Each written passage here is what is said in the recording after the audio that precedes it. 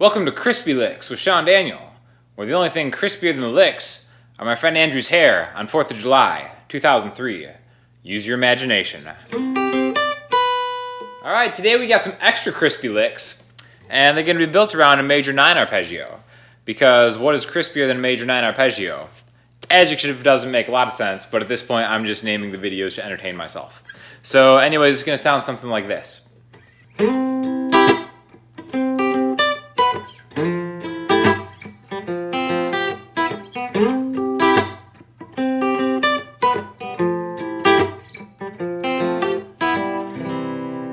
So what is a major 9 arpeggio? I'm glad you asked.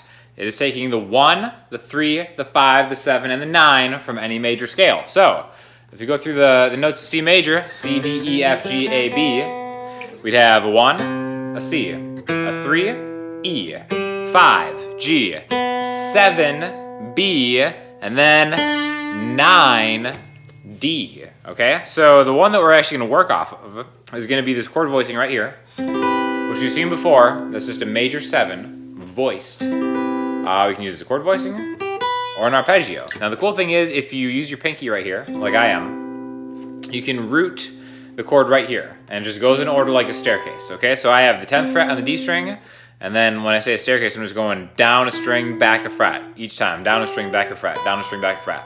And that will always give you, starting on a root note, the 1, the 3, the 5, and the 7 in any key. It doesn't have to be C, it could be D. Doesn't really matter. It's always going to give you a 1, 3, 5, 7.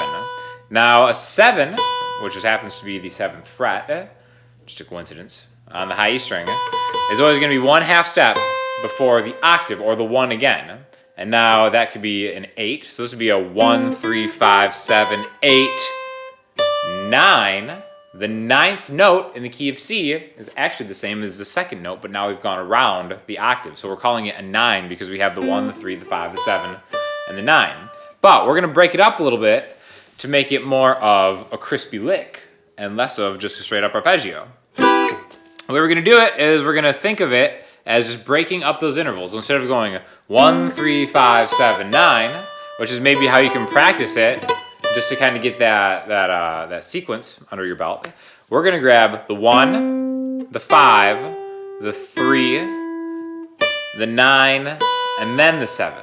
All right? So 1, 5, 3, 9, 7. And we're going to kind of swing it a little bit after a C major triad to give it that tried and true crispy sound. So we've got this C chord, the C chord triad, which is just 10D, 9G, 8B. Okay, it's kind of like an F shape, but on the C. And now I'm not rooting with my pinky anymore because a lot of times you're probably more comfortable maybe sliding into a position, ring finger first, right? So we got a root note here, playing it as a chord, into the crispy. You know, I've never really heard crispy used to describe a lick, but it's so fitting that now I'm never going to say anything else. So this is as crispy as it gets, my friends. The 1, the 5, the 3, the 9, and the 7. C major chord. Let's go to the F major chord. And then when we get to the F, we can go... Same thing. Why? Because a major 9 chord exists on 2 notes in a key, on the 1 and on the 4. So in the key of C, C, D, E, F, we could play a C major 9 and also an F major 9. You can just get crazy and start throwing major 9s all over the place, but specifically to stay within the key, it happens on the 1 and the 4. So let's actually learn a couple chord voicings for a major 9 one. And let's start with the F one, which is going to be right here. Okay? Great chord, solid chord. Definitely start using it. My middle finger is on an F, which is the 8th fret of the A string. I'm grabbing its major 3rd, pointer finger, 7D.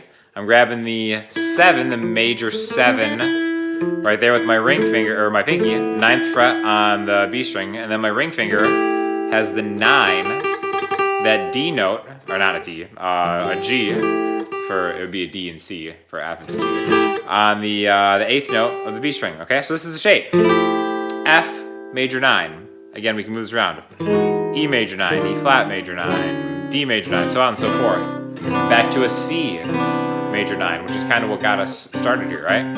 So I'm thinking chord-wise going from the 3rd fret to the 8th fret. C major 9 to F major 9. And I can pair those arpeggios with the C. Like if I want to start just kind of just moving all over the fretboard, I can start with that C chord into the same notes to an F. C, F. So I'm kind of just mirroring what's going on. There are more efficient ways to play this. I think this is just kind of like a cool thing to maybe kind of get around. And again, you can take these arpeggios and break them up in any way you want to kind of make your own licks, riffs, whatever. You could just go straight up into maybe a different chord voicing. But really, it's just kind of about being more thoughtful with how you approach your lead lines, because again, that is the ultimate goal of the series, to maybe just kind of break down little things that you can do to maybe open some doors and unlock some things in your mind and start making your own stuff up. So this is just a good way to take a busier arpeggio, a 5-note arpeggio. A major 9 chord has 5 notes in it, the 1, the 3, the 5, the 7, and the 9. So it kind of gives you a little bit more options as far as how you want to break those up. We're just kind of going in, a predictable order, 1, 5, 3, 9, 7. Any combination of those. You can like leave some of them out. You can take the 1 out and then maybe just start. However you want to do it. It's just kind of about seeing the fretboard in a different way, making the crispiest licks this side of KFC. And if you have any questions, hit me up in the comment section, Instagram or Twitter. I'll talk to you soon. Thanks a lot.